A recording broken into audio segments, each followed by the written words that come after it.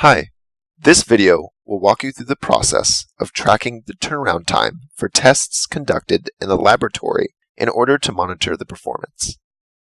To track the turnaround time, go to Application Settings and switch to Form Configurations. Now switch to the Test module. Press Test Preferences. In the Test Preferences window, tick Track Turnaround Time and press Update.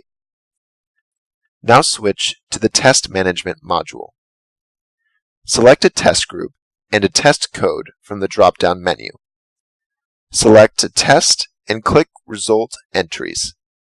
In the Result Entries window, enter the sample testing start date, sample testing completion date, and specify the turnaround time threshold. Press Save Results. You can check the turnaround time status under the Test Entries table.